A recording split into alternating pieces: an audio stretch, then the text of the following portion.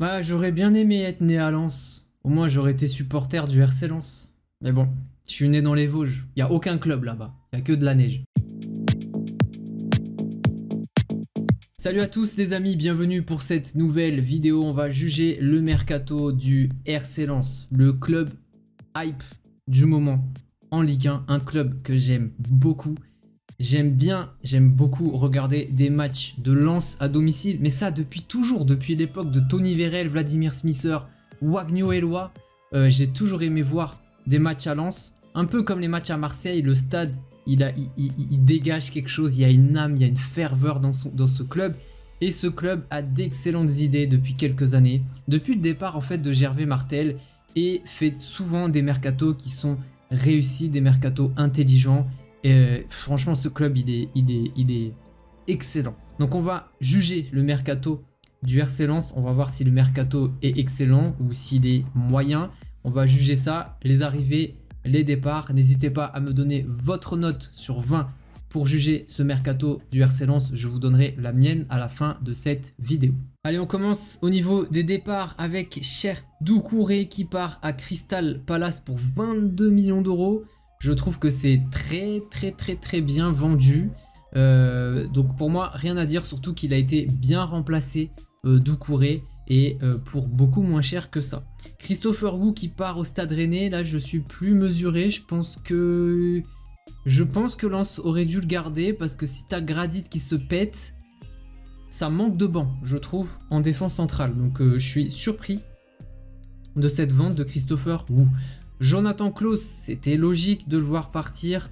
Je pense que c'est un joueur, voilà, qui a 29 ans, il a plus trop le temps, et que c'était une superbe opportunité d'aller à l'Olympique de Marseille.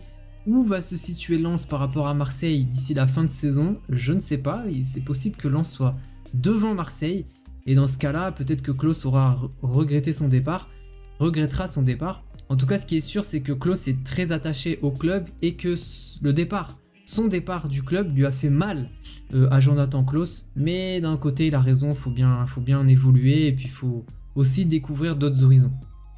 Patrick Berg qui part, qui a finalement floppé dans ce club. Il était annoncé avec beaucoup de talent, et finalement il s'est pas du tout imposé. Ignatius Ganago qui part à Nantes, je suis pas choqué, c'était un joueur de banc qui est limité, qui fait des bonnes choses mais qui est limité. Simo Banza, bon lui il était pas là la saison dernière. Corentin Jean qui part à Miami, 1 million d'euros, je pense que pour le joueur c'est bien, c'est un honnête joueur de Ligue 1, Ligue 2.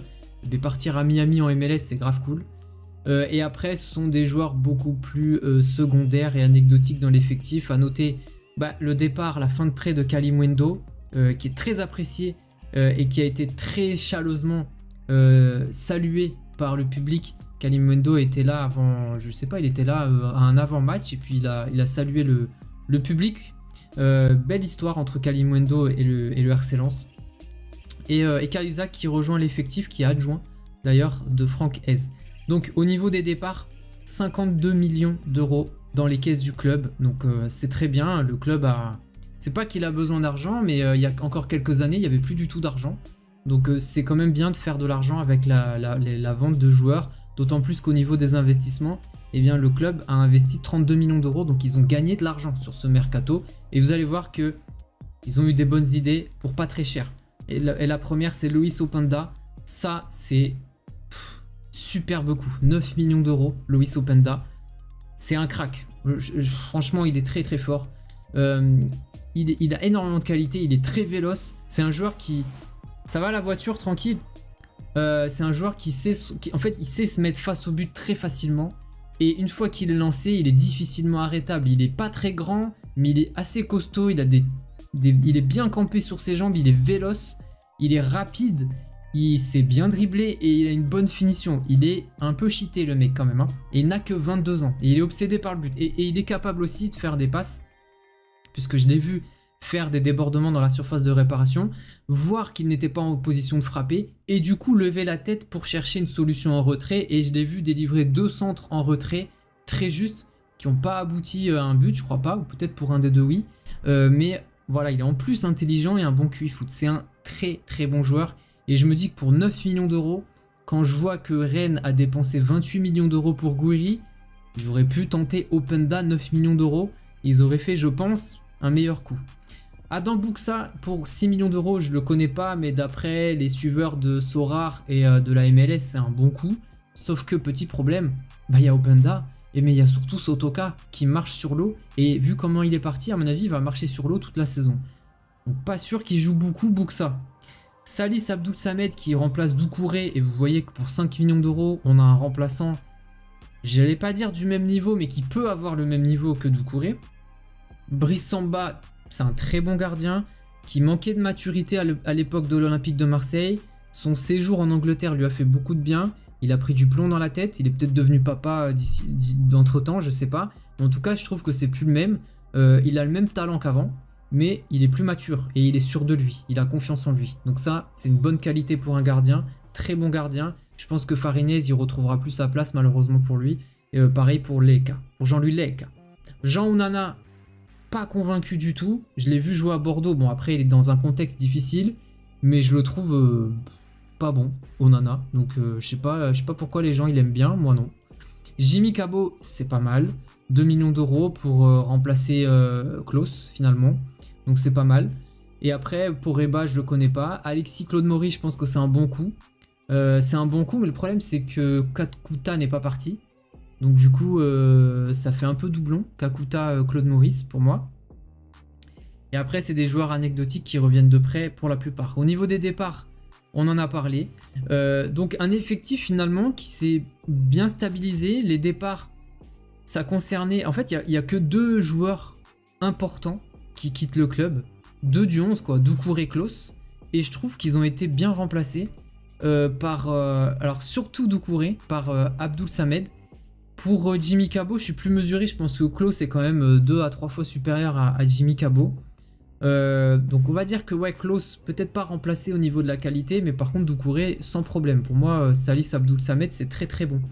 Donc je pense que le club s'est même renforcé, notamment en attaque, puisque tu vois, il y a Corentin Jean qui est parti, mais t'as Openda qui arrive, et Buxa. Donc offensivement, ils sont plus armés, je trouve. Ils sont plus armés que la saison dernière.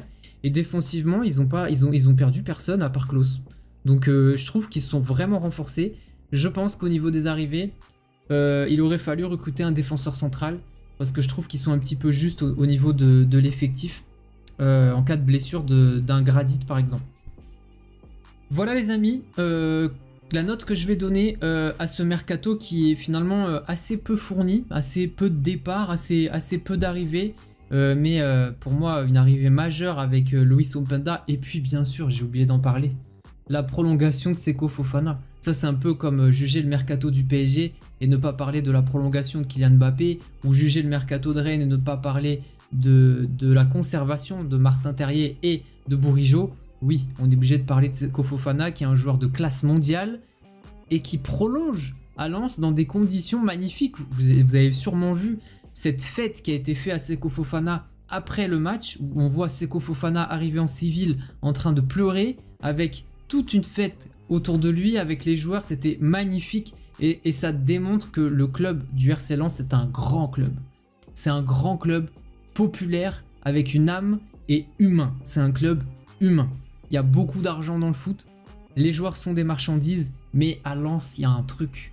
Ça va au-delà du simple club qui fait de l'achat-revente, qui achète des joueurs, qui les revendent. Il y a une âme, il y a quelque chose. Et quand tu passes par ce club, tu en ressors grandi. En tout cas, Seko Fofana, s'il est resté, c'est pas que pour des raisons financières. C'est pas parce qu'il n'a pas trouvé un club à sa juste mesure. Je suis sûr qu'il a eu plein de propositions, notamment du Paris Saint-Germain. C'est parce qu'à mon avis, il est attaché au club, le con. Il est attaché au club. Il a envie de grandir avec ce club. Et il sent qu'il y a quelque chose à faire avec ce club et que humainement, il va beaucoup apprendre, ça va beaucoup lui apporter humainement cette prolongation. Je trouve que vraiment, ce mariage Seko Fofana RC Lens, cette relation qu'a ce joueur de classe mondiale avec le RC Lens, c'est magnifique. C'est vraiment magnifique. Et le RC Lens envoie un signal très très fort aux autres clubs de Ligue 1 et même aux autres clubs d'Europe en disant on est ambitieux puisqu'on prolonge un des meilleurs milieux de terrain d'Europe, tout simplement. Donc le mercato pour moi c'est une réussite, je lui donne la note de 16 sur 20, peut-être même 17 sur 20 parce que je le trouve intelligent, et mesuré. Voilà, il n'y a pas eu 15 arrivées, il n'y a pas eu 20 départs. Il y a eu assez peu d'arrivées, assez peu de départs et tu prolonges ton meilleur joueur et t'as renforcé l'équipe dans les cages parce que je trouve que dans le cas il était bon mais Farinez c'était bizarre, on me dirait il fait 1m70, il a pas d'envergure mais voilà en plus c'est gravement blessé le pauvre mais Samba ça a renforcé le gardien et offensivement ça a même considérablement renforcé. On n'a pas encore vu jouer Buxa qui était blessé je pense mais offensivement maintenant ils ont vraiment du matériel. Et le début de saison de Lens le prouve. Voilà les amis, n'hésitez pas à me laisser votre note pour ce mercato du RC Lens. Si la vidéo vous a plu, laissez un pouce bleu. Si la vidéo vous a déplu, laissez un pouce rouge. Pensez à vous abonner pour ne pas rater les prochaines vidéos et je vous dis à très bientôt. Salut.